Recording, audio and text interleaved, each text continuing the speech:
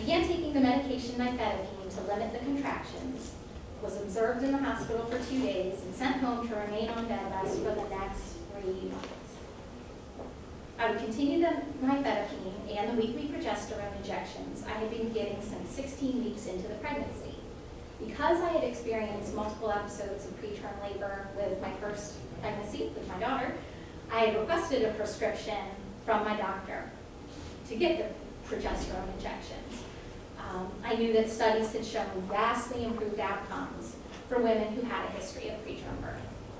Once again, most women don't know this. And why would they?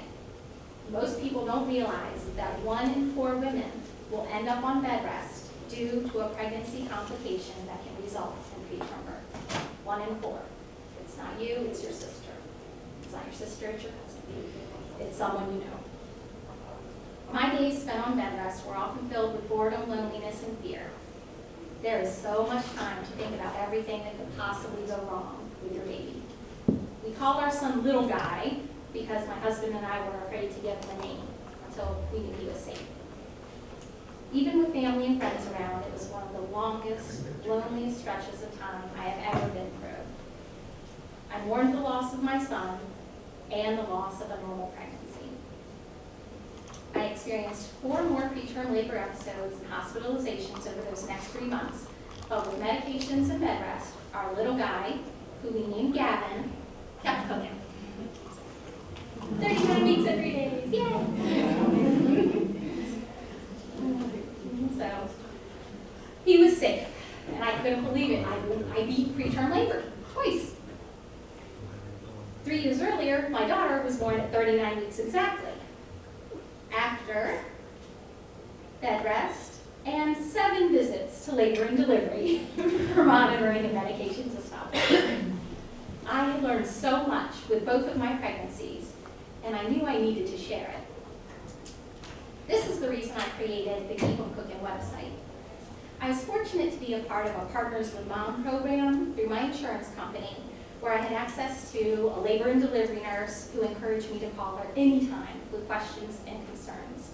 And yes, there were times I was in denial, and I didn't want to pay attention to those symptoms that you all described. I didn't want to pay attention to those symptoms. But she was there to say, you have to go to labor and delivery. I want every woman to have that advantage. I knew that women needed clear and concise information, specifically about preventing preterm birth, and they needed someone to turn to any time of day. There needed to be a way for women to support one another through their high-risk pregnancies. Keep 'em Cookin' provides women with online community support wherever they are and any time they need it. I do mean any time. They are always on there talking. So, we know our bodies best, but we don't want to think that something is wrong with our pregnancies. I think this is why women so often ignore their preterm labor symptoms, or they don't call their doctor and instead go online. They turn to Dr. Internet. Today, Keep 'em Cookin' logs 20,000 visits per month. About 1 million women per year in the United States are put on bed rest due to a high-risk pregnancy. The women who find Keep 'em Cookin' through Google and Twitter and Facebook are the lucky few. How do we give every woman in America access to the latest information on preterm labor and preventing preterm birth? How do we give high-risk women access to emotional support? And how do we give women and their families the financial support they need to seek medical attention, follow their doctor's bed rest orders, and purchase their prescribed bed rest medications? According to Dr. Edmund Funai of the Yale University School of Medicine, between 30 and 50% of women who experience preterm labor will ultimately deliver at term, 30 to 50%. I'm excited to announce publicly for the first time that 67% of women in the Keep 'em Cookin' community deliver at term. And you have to understand, these aren't your average women, this isn't the general population.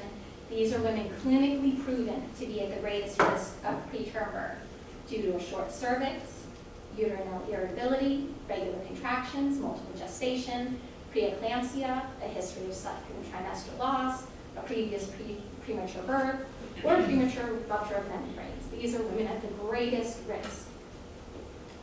Of course, websites and other forms of telemedicine can't replace the in-person care of a medical professional, but they can extend it and reinforce it. Oftentimes, women just need a place to vent or ask for emotional support. A community of care can increase knowledge, reduce stress, and reduce depression, giving mother and child the best chance of going to term. I asked women on the Keep 'em Cookin' forum to describe how the community at Keep 'em Cookin' had helped them. This is what I heard. I didn't feel as isolated, knowing I wasn't doing this alone. Keep 'em Cookin' helped me from losing my mind. The support was immeasurable. And one dad told me, my wife had someone in her situation to bond with and speak to, and so did I, thanks to the other bed rest dads. This is a family issue. This is a family issue. Finally, I'd like to share a message I received this month from a woman who emailed me while she was in labor with twins to say thanks. She was at 34 weeks. She wrote, I'm so happy I've had the Keep 'em Cookin' website for encouragement. I remember being 20 weeks and afraid I'd give early birth to dying children. Now I have hope of 2 healthy boys. I want us to be able to give that to everyone. I want everyone to have that opportunity and everyone to have that hope. Keep 'em Cookin' is dedicated to preventing preterm birth by providing current information, discovering and promoting beneficial resources, and by offering online community support to women at risk for preterm labor and preterm birth.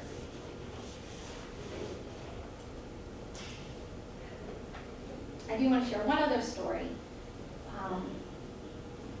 because women face these challenges every day in hopes of giving birth to a full-term baby they can hold in their arms, not a baby who they don't see for hours, not a baby who they don't hold until days or even weeks later, and a baby who may or may not come home with them. One mother I met lost a twin in utero, just like I did, but her surviving child, Daphne, was born at 27 weeks, not 39 weeks, like Gavin. Daphne spent 5 months in the NICU. Daphne's mother told me, a long-term NICU stay is one of the most stressful situations you can face as a parent. It feels never-ending. For the first couple of months, we had absolutely no sense that we would get to keep her. It was up and down all the time, and then it doesn't end when you leave the NICU. That's what the public needs to know. It doesn't end when you leave the NICU. She told me, I wish I could say that Daphne is now a completely normal, happy, healthy baby. That is not true. She's incredibly small, just now wearing 12-month clothes at nearly 2 years old. She has developmental delays, severe reflux, and feeding issues directly related to her prematurity. She's almost 2 years old and she's still on formula because she can't eat regularly. I asked other mothers of preemies to tell me what they most wanted me to share with you today. It came down to education. They wish they had recognized the warning signs of preterm labor sooner. And they want the public to know that anything short of 39 weeks is early. It tears them up inside when people tell them, oh, 33 weeks isn't so bad. Or, oh, he was 5 pounds, he'll be fine. The reauthorization of the Preemie Act will direct funding toward a national consumer education campaign on the prevention of preterm birth. A national community of educated caregivers will make a difference. As you said, men, women, friends, sisters, mothers, grandmothers, all can make a difference. Because in many, many cases, preterm birth can be prevented.